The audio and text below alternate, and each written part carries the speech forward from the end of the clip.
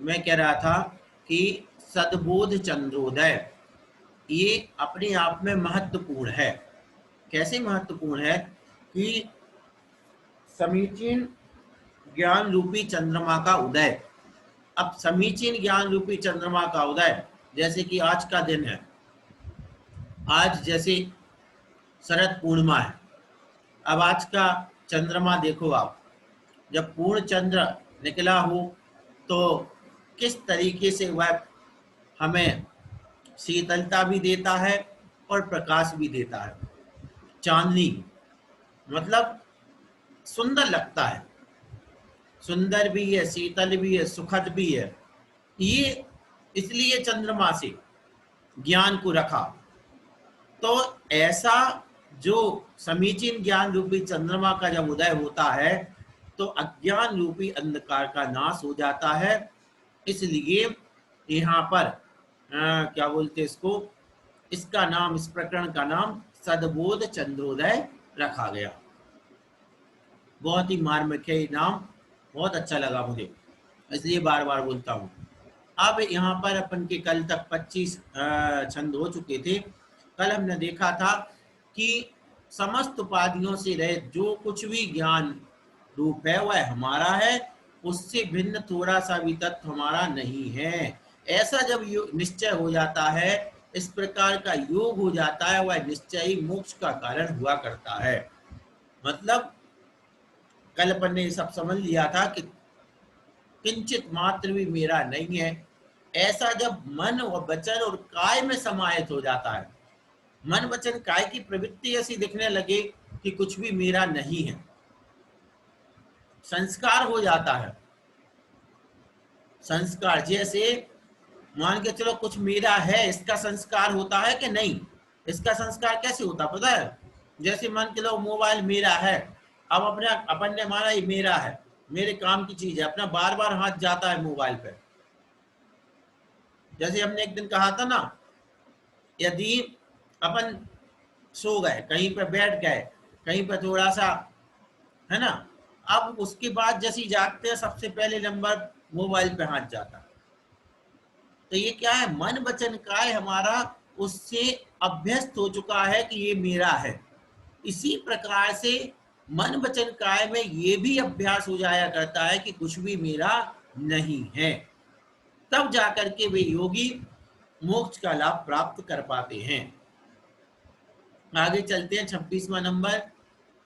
योग तो ही लभते विबंधनम, योग तो किल मुच्यते नरः, योग वर्त्म विषमं गुरुर्गिरा, बोद्धमेतदखिलं मुमुक्षुणा। मनुष्य योग के निमित्त से विशेष बंधन को प्राप्त करता है तथा योग के निमित्त से ही वह उससे मुक्त भी होता है। इस प्रकार योग का मार्ग विषम है। मोक्षाभिलाषी भव्य जीवों को इस समस्त योग मार्ग का ज्ञान गुरु के उपदेश से प्राप्त करना चाहिए। कितनी बड़ी बात कही, योग से ही बंध है और योग से ही मुक्ति है। इसलिए मोक्ष अभिलाषी जो जीव है उसको योग मार्ग का जो ज्ञान है वह गुरु से प्राप्त कर लेना चाहिए। क्यों? क्योंकि दोनों विपरीत चीजें हैं, दोनों विपरीत चीजें हैं। योग से ही क्या होना है, बंद होता है। काय भांग मना कर्म योगा शास्त्रवा ये सब अपन जानते हैं, और योग से ही मुक्ति होना है। आप देखो कभी, ये तो बिल्कुल सरल है। अब इसमें आप देखो कभी, अगर आपने कभी गौर किया हो, कोई असंगी जीव ना तो बहुत ज्यादा ऊपर जा सकता एक इंद्रिय आदि, और ना बहुत ज्यादा नीचे जा सकता। अगर साथ में नरक भी जाना है तो संगी पना होना जरूरी है, वही इतना पाप कर पाएगा कि वो साथ में नरक जा सके। और अगर सर्वा सिद्धि आदि में अथवा सिद्ध सला मोक्ष प्राप्त करना है तो उसके लिए भी योग चाहिए। अधिक से अधिक बंद कराने वाला भी योग है और कर्मों से मुक्त कराने वाला भी योग ही है, दोनों जगह। एक बहुत अच्छा दोहा याद आया आचार्य श्री का, उन्होंने लिखा, बिल्कुल सेम इसी प्रकार का है वो। उन्होंने लिखा, ज्ञान ही भव का कूल है, ज्ञान ही भव का मूल, राग सहित प्रतिकूल है, राग रहित अनुकूल। क्या मतलब हुआ इसका? ज्ञान ही भव का कूल है, ज्ञान ही भव का कूल, ज्ञान मतलब कूल मतलब किनारा, ज्ञान है तो व्यक्ति किनारा कर जाएगा, यानी संसार से तिर जाएगा। और ज्ञान ही भव का मूल, और ज्ञान से ही व्यक्ति संसार में भटकता है। राग सहित प्रतिकूल है, राग के साथ में है तो वह डुबोने वाला है, और राग रहित अनुकूल, अगर राग से रहित विराग ज्ञान है तो वह तिराने वाला है। जैसे अपने चेहरा में पड़ा हुआ उपल नाव, अगर मान के चलो नाव भी तिराने वाली है, अगर नाव भारी हो तो डुबोने वाली है, और नाव हल्की हो तो तिराने वाली है। ज्ञान राग सहित हो तो डुबाने वाला है, राग रहित हो तो तिराने वाला है। योगों का जो परिस्पंदन है वह किस दिशा में है, वह किस रूप, पाप रूप है, पुण्य रूप है, किस रूप है? तो यदि पाप रूप रहता है तो वह संसार में भटकता है, और उसी का जब योगों की सुख प्रवृत्ति होती है, योगों का निरोध होता है, योग गुप्ति रूप हो जाते हैं, तो वे मोक्ष को प्राप्त कराते हैं। योग वही है, वही योग है। जैसा उसको मोड़ना चाहो उस योग से कुछ भी प्राप्त किया जा सकता है, सीधी सी बात है। एक आपके पास, हमारे पास पैसा है, वही पैसा व्यसनों का कारण है, और वही पैसा धर्म का कारण है। पैसा वही है। 100 का नोट अगर कोई मान के चलो कोई व्यसनी व्यक्ति है, और अगर कोई व्यसन की दुकान पर, मान के चलो शराब की दुकान पर जाकर के शराब खरीदता है, तो उससे शराब मिल जाती है। और वही 100 का नोट लेकर के अगर कोई पूजा की अष्टद्रव्य खरीदने जाए तो उसको अष्टद्रव्य मिल जाना है। नोट वही है, उसका प्रयोजन अपना अपना है। ऐसे योग है, मन वचन काय है, इनका हम प्रयोग किस रूप में करते हैं? अगर सही रूप में है तो मुक्ति के कारण है, और नहीं तो भटकने के कारण तो अनादिकाल से ही है। अब इसकी बाद एक चीज होती है, एक एक योग मन वचन काय। अब इसमें से काय योग वाले, फिर काय के बाद 2 योग हुए तो काय और वचन, और बड़ी मुश्किल से मन मिलता है। तो एक एक योग वाला व्यक्ति पाप कर लेता है, मतलब जीव पाप कर लेता है।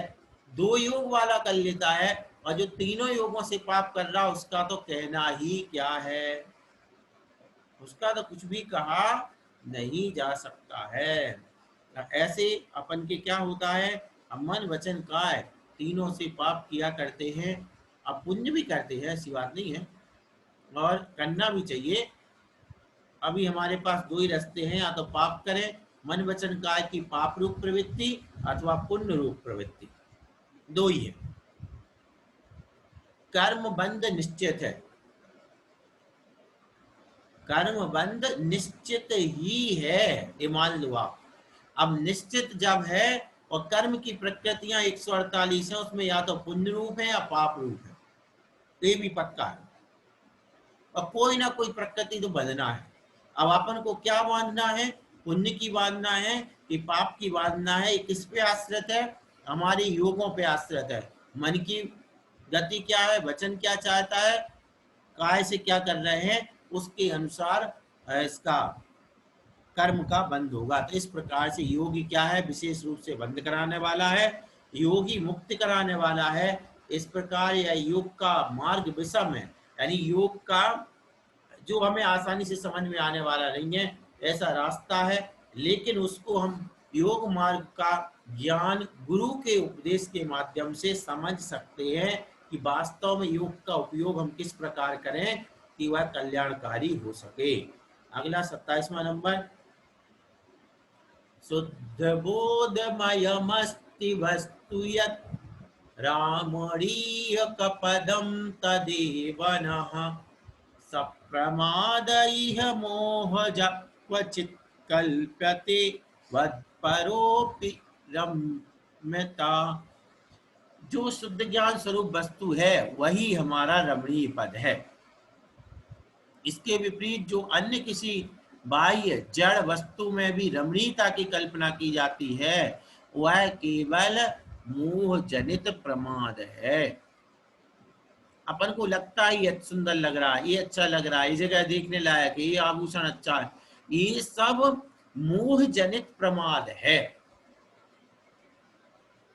क्या मतलब हुआ?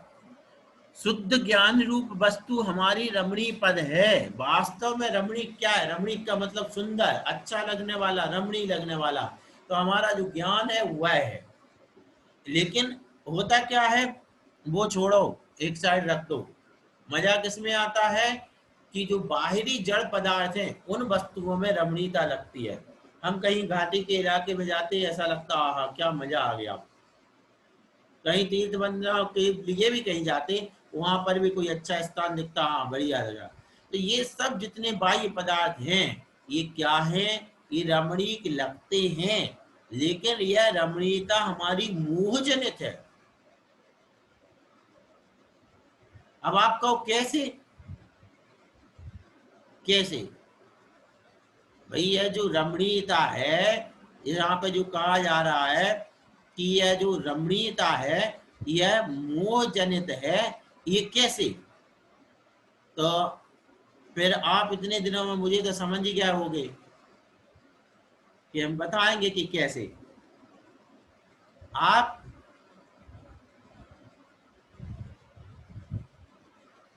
किसी कोई व्यक्ति, आपका बहुत सुंदर घर है और कोई व्यक्ति आपके घर आता है, आज ही आप अपने घर में सलाह कर रहे हैं कि ये चीज अपन को थोड़ी पुरानी हो गई है, ये वाली लेटेस्ट डिजाइन लाना, ये करना, वो करना है, इस घर में ये और होना चाहिए, ये बात कर रहा है।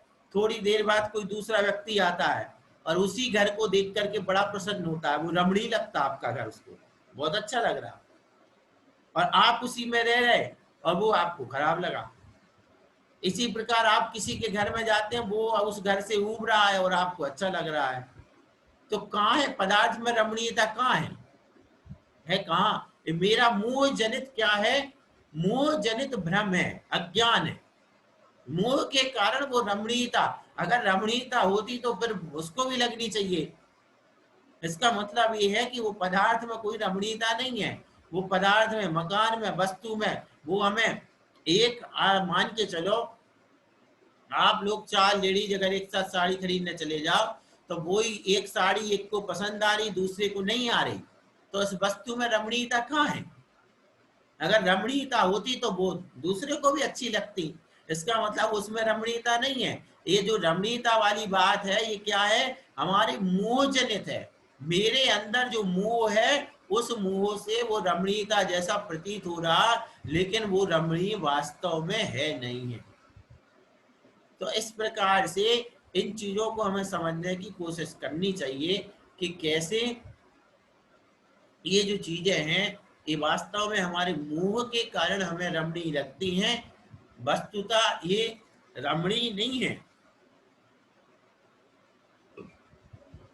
इसमें जो हमारा भ्रम है उस भ्रम से हमें वो ऐसी लगा करती है। दूसरी बात, यदि रमणीय हो तो ये ही चीजें, आपने एक स्टोप जिसका मुझे नीचे की लाइन याद आ रही है, भोगा रोगा युवापदी, भोगा रोगा युवापदी, ये वाला श्लोक ऊपर की लाइन एकदम से याद नहीं आ रही, लेकिन उसमें क्या कहा कि जो हमें अच्छे लगते हैं, जो पदार्थ, जो भोग हमें अच्छे लगते हैं, बेही रोग पदार्थ भोगा रोगा युवा, आपत्ति जैसे लगते हैं। कब रोग आ गया? जो भोग हमें अच्छा लग रहा था, जो पदार्थ हमें अच्छा लग रहा था, वही हमें रोग आ गया, वही बेकार लगने लगा। जिस पदार्थ को हम टेस्ट के साथ खा रहे थे, अच्छा बुखार हो जाता है, तो वही पदार्थ हमसे खाया नहीं जाता है। जिस पदार्थ को हम छुपा छुपा छुपा करके, मांग मांग करके खाने को तैयार रहते हैं, वही अब घर वाले खिला रहे हैं कि बेटा खा लो, एक खा लो, इतना सा खा लो, इतना सा, लेकिन उस चीज को हम खाने को तैयार नहीं है। भोगा रोगा युवापति, जो हमें अच्छे लग रहे थे वे अब कैसे लग रहे हैं, कष्टकारक लग रहे हैं। इसका मतलब है कि इनमें रमणीयता नहीं है। ये क्या है, ये हमारे मोह जनित जो अज्ञान है वह है, मोह जनित जो प्रमाद है उसके परिणाम स्वरूप हमें ये अच्छे बुरे लगते हैं। अपने आसपास जान पहचान में सब ने देखा हुआ है, सब भुगत भोगी हैं। अपन के बीच में बच्चा कोई नहीं है, इतने में सब सब मतलब नाबालिग कोई नहीं, सब बालिग हुए हैं। सब ने देखा हुआ है, 30 40 साल की उम्र सबकी है लगभग। आप देखो कि कई केस आपने ऐसे देखे होंगे, सुने होंगे कि जो बच्चा बच्ची एक दिन पहले तक बहुत प्यारा होता है, आंखों का तारा होता है, जीवन होता है, सब होता है, लेकिन उसकी कोई ऐसी गलती होती है कि वो ऐसे लगता है कि ये मेरी आंखों के सामने नहीं आना चाहिए। ये केस आपने देखे होंगे, सुने होंगे। इसका मतलब है अगर वो रमणीय होता तो वो फिर अरमणीय कैसे हो गया, प्रतिकूल कैसे। इसका मतलब है वो पदार्थ कुछ नहीं था, ना उसमें रमणीयता है ना अरमणीयता है, ना रुचिकर है ना अरुचिकर है। ये मेरा मोह है, ये मेरा मेरा खुद का भ्रम है या खुद का मेरा मोह है, जिसके कारण मुझे उसमें रमणीयता या अरमणीयता दिखती है। आप मान के चलो, अभी न मान के इतने लोगों में से जितने भी लोग जुड़े अपन, अभी इनमें से अगर वोटिंग करवा लो और दो सब्जियों के नाम ले लो तो क्या होगा कि रमणी क्या है। मान के एक साइड हम करेला रख दें, करेला, एक साइड दूसरी सब्जी रख दें, तो करेला के टेस्ट वाले, करेला जिनको अच्छा लगता वो भी लोग हैं और जिनको मीठी सब्जियां अच्छी लगती वो भी लोग हैं। ये क्या मतलब हुआ, इसका मतलब करेले में ना रमणीयता है ना अरुचिकरता है। ये सब हमारा स्वयं का मोह है। हमने जिस वस्तु को जैसा मान लिया है वो वैसी है। हम कश्मीर को देखते हैं बड़ा सुंदर दिखता है, लेकिन कश्मीर में जो रह रहा है, जिसको मरने जीने की पड़ी है, उससे पूछो उसको लगता है कि कब क्या हो जाएगा, कब गोली चल जाएगा, कोई पता नहीं है। हमें किसी दूसरे का घर बहुत अच्छा लगता है, लेकिन उस घर में रहने वाले के जो कष्ट है उसकी आपस में जो घर के, उससे पूछो उसको क्या लगता है। तो ये सारी बातें हैं। इसलिए कहने का मतलब, समझने की बात यह है कि रमणीयता अमणीयता जो भी है ये हमारी मोह जनित प्रमाद है। वस्तु ना रमणीय है ना अरुचिकर है, जैसा हमने उसको अपने मन में सजा लिया वैसी ही वस्तु हुआ करती है। इस प्रकार से अब इसके बाद अगला है 28वां नंबर, सरल है वैसे, कोई दिक्कत नहीं। बाह्य जो जड़ वस्तु है उसकी रमणीयता की बात की गई कि वह हमारा मोह जनित प्रमाद है। 28वां नंबर, आत्मबोध शुचितीर्थ मद्भुतम स्नानमत्र कुरुतोत्तमं बुधः यत्र यात्य परतीर्थ कोटिभिः क्षालयत्यपि मलं तदान्तरम्। आत्मज्ञान रूप पवित्र तीर्थ आश्चर्यजनक है। हे विद्वानों, आप इसमें उत्तम रीति से स्नान करें। जो अभ्यंतर मूल दूसरे करोड़ों तीर्थों से भी नहीं जाता है, उसे भी यह तीर्थ धो डालता है। आत्मज्ञान क्या तीर्थ है? आत्मज्ञान तीर्थ है। इस तीर्थ में क्या होता है कि तीर्थ एक तरीके से किनारा होता है। तो जैसे नदी आदि के किनारे हुआ करते हैं, उन किनारों पर जाकर के व्यक्ति अपने कपड़े धोता है, स्वयं को साफ करता है, ये सारी जो भी बातें हैं, है ना। या यूं कहें कि एक किनारा होता है जिससे पार लग जाते हैं। तो आचार्य महाराज कह रहे हैं आत्मज्ञान पवित्र तीर्थ आश्चर्यजनक है। आत्मज्ञान रूपी पवित्र तीर्थ कैसा आश्चर्यजनक है? आप इसमें उत्तम रीति से स्नान करें। तीर्थ रूप इस समुद्र में उत्तम आत्मज्ञान रूप तीर्थ, इसको समुद्र भी समझ सकते, सागर समझ सकते, नदी समझ सकते, इसमें क्या करें? स्नान करें। तो क्या हो जाएगा, अभ्यंतर मल दूसरे करोड़ों तीर्थों से भी नहीं जाता है। जो हमारे बाहर का मैल तो अनादिकाल से जग में स्वामिन जल से शुचिता को माना, क्या है कि बाहर का मैल तो धुल जाता, शरीर का जो चमड़ी का मैल है वो धुल जाता है, लेकिन आत्मा के साथ जो कर्मों का मैल लगा है वह मैल इन नदियों वगैरह के पानी से नहीं धुलता है। इन तीर्थों में स्नान करने से नहीं धुलता।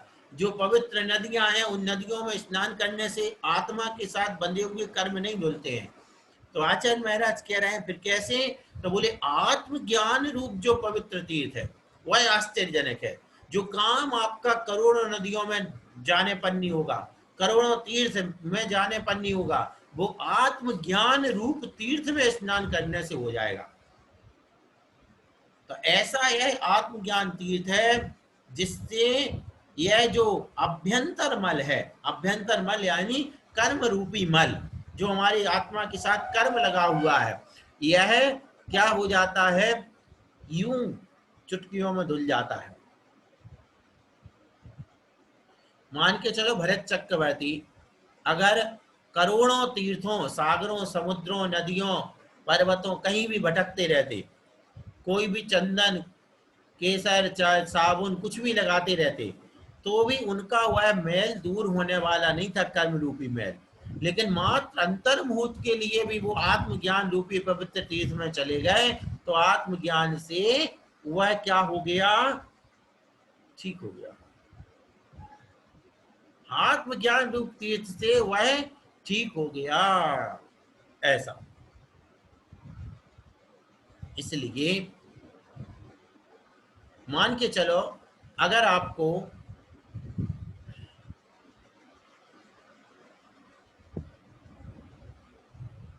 कोई चीज सुखानी हो, अब उस चीज को मान के चलो कि आप जुगनुओं के प्रकाश में रख दो तो वो सूखने वाली नहीं है, लेकिन वही चीज सूर्य के प्रकाश में थोड़ी सी देर के लिए भी रख दो तो क्या हो जाएगी, सूख जाएगी। तो इसी प्रकार से यह आत्मा के साथ जो कर्म मल है वह भी इन तीर्थों आदि में स्नान करने से साफ नहीं होता है, लेकिन आत्मज्ञान रूप पवित्र तीर्थ में थोड़ी सी देर में ही ये सारे कर्म मैल धुल जाते हैं। पांडवों के जीवन की एक घटना है और ये सुनी सुनाई है, मतलब कहाँ लिखी है मुझे ध्यान नहीं है, कि जब वो युद्ध वगैरह के बाद की बात है कुछ ऐसी कि पूरी हमें घटना भी याद नहीं आ रही, उसका सार समझ ले रहे कि वहाँ जाते हैं तीर्थ के लिए, तो शायद कृष्ण जी उनको एक तुमड़ी दे देते हैं कि ये तुमड़ी ले जाओ मेरी तरफ से, तो इसको स्नान करा लाना आप। और फिर जब वो वहाँ से आते हैं लौट करके और तुमड़ी वो ले लेते हैं, फिर उनको वो भोजन पे निमंत्रण करते हैं कि अब आप लोग इतना पवित्र कार्य करके आए हैं तीर्थ बंदना, तो फिर आप आओ और हमारे यहाँ भोजन करो। अब तुमड़ी की खीर बना करके परोस देते हैं और जैसे ही वो खाते हैं तो वो उनको, अरे भैया ये क्या कड़वी, तुमड़ी कड़वी होती है, तो बड़ी आश्चर्य होता है। तब फिर उनको समझाते हैं कि देखो इनको कितने पवित्र जल में डाला लेकिन इसका कड़वापन नहीं गया, क्यों, क्योंकि ये कड़वापन अंदर का है। ऐसी आत्मा के साथ जो हमारा कड़वापन है, जो कर्म का मेल लगा हुआ है, कड़वापन लगा हुआ है, ये अनादिकाल से जग में स्वामी, इसमें कितने शुद्ध कर लो, सागर के जल सो शुचि कीजे तो भी शुद्ध ना हुई, तो भी वह शुद्ध होने वाला नहीं है, उसका कर्ममल नाश नहीं होगा। उसका कर्ममल तो कैसे नाश होगा, आत्मज्ञान रूप पवित्र तीर्थ में स्नान करने से। इस प्रकार से ये भी सरल है, आप लोगों को वैसे सब आता है, हम तो ऐसा है कि एक प्रकार से अपन बैठ के बात सी कर लेते और क्या है, बाकी तो सरल है, इतना सरल है कि सब, कोई इसमें समझाने वाली किसी विशेष बात नहीं है। चलो अगला देखते हैं 29। चित्त समुद्र तटबद्ध सेवया जायते किमुना रत्न संचय दुख हेतुरमुतस्तु दुर्गति किम न विप्लव मुपैति योगिनः। चैतन्य रूप समुद्र के तट से संबंधित सेवा के द्वारा क्या रत्नों का संचय नहीं होता है? अवश्य होता है, तथा उससे दुख की कारणीभूत योगी की दुर्गति क्या नाश को नहीं प्राप्त होती है? अर्थात अवश्य होती है। क्या कहा, जिस प्रकार समुद्र के तट पर रहने वाले मनुष्य के पास कुछ बहुमूल्य रत्नों का संचय हो जाता है तथा इससे उसकी दुर्गति यानी निर्धनता नष्ट हो जाती है, उसी प्रकार चैतन्य रूप समुद्र के तट की आराधना करने वाले योगी के भी अमूल्य रत्नों का संचय हो जाता है और इससे उसकी दुर्गति यानी नरक आदि पर्याय भी नष्ट हो जाती है। इस प्रकार उसे नारक आदि पर्याय जनित दुख के नष्ट हो जाने से अपूर्व शांति का लाभ होता है। बहुत बड़ी बात कही। ये दोनों उदाहरणों से ही समझ लो उसको। क्या कहा गया कि अभी तो ये कह दिया था कि चैतन्य रूप समुद्र के तट से संबंधित, वो चैतन्य रूप आत्मज्ञान रूपी तीर्थ में स्नान करो। अब यहाँ एक और थोड़ा सा पास में आ गए, मतलब किनारे पर। बोले चलो ठीक है, तुम आत्मज्ञान के सागर में डुबकी नहीं लगा पा रहे, लेकिन आत्मज्ञान के नजदीक आ जाओ। मान के चलो उदाहरण, कोई अब किसी को नहाना है, अब कोई तैर के नहीं जानता और नदी के गहराई में नहीं जा पा रहा, और यदि वह नदी के किनारे पे खड़े होकर के पानी डाल ले तो क्या वो नहाया हुआ नहीं हो जाएगा? क्या नहा जाएगा? नहाने का काम उसका वहां से चल जाएगा, उतनी शांति उसको मिल जाएगी। अगर बाहर के मैल की बात करें, हाथ पैर साफ करना है, वो हो जाएंगे। कुछ तो फायदा होगा। कहने का मतलब ये है कि अगर नदी में डुबकी लगाने वाले बराबर आनंद तो नहीं आएगा, लेकिन नदी के किनारे पर भी तुम्हें उसका ठंडक, उससे जो हाथ पांव साफ करना, वो तो हो जाएंगे। ऐसे ही यहाँ पर उदाहरण दे रहा है, चैतन्य रूप समुद्र के तट से संबंधित सेवा के द्वारा क्या रत्नों का संचय नहीं होता है? कोई व्यक्ति यदि आत्मा की ओर जाता है, चैतन्य रूप समुद्र की ओर, तो क्या उसकी रत्नों का संचय नहीं होता है? इसका क्या मतलब है? कोई व्यक्ति अगर मान के चलो समुद्र के किनारे पर रहता है, किसी रूप में सेवा के रूप में रहता है, कैसे?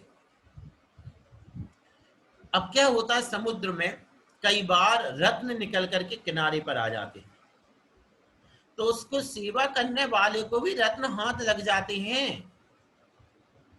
इसी प्रकार यह जो चैतन्य आत्मा है, इस आत्मा की ओर जो दृष्टि रखता है, इस आत्मा की सेवा में जो लगा है, उसके हाथ में भी रत्न लग जाते हैं। कौन से? सम्यक दर्शन, सम्यक ज्ञान, सम्यक चारित्र रूपी रत्न लग जाते हैं। इससे क्या होगा?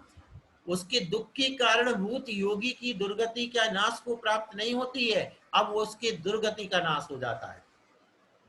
मतलब जिसने आत्मा का संसर्ग कर लिया, मान के चलो उसमें से उसको सम्यक दर्शन भी मिल गया, तो क्या हो गया? अब उसको जो नरक आदि पर्यायों में जाना था, दुख भोगने थे, उससे वो बच जाता है। आत्मा में आत्म ज्ञान में पूरी तरीके से योगी बनकर के लीन नहीं हो पाया, बाहर थोड़ा सा भी ग्रहण कर लिया। तो हमारे यहाँ क्या कहा गया, एक देश भी अगर किसी ने व्रत ले लिए हैं, अणुव्रत भी ले लिए हैं, तो क्या होगा? वह दुर्गति में नहीं जाएगा, उसके मात्र एकमात्र देव आयु का आश्रय होगा। इस प्रकार से श्लोक को समझना सरल है और उदाहरण से समझाया हुआ है। आज बस इतना ही। यजमान स्तुति करते उसके बाद एक आध प्रश्न देखते हैं।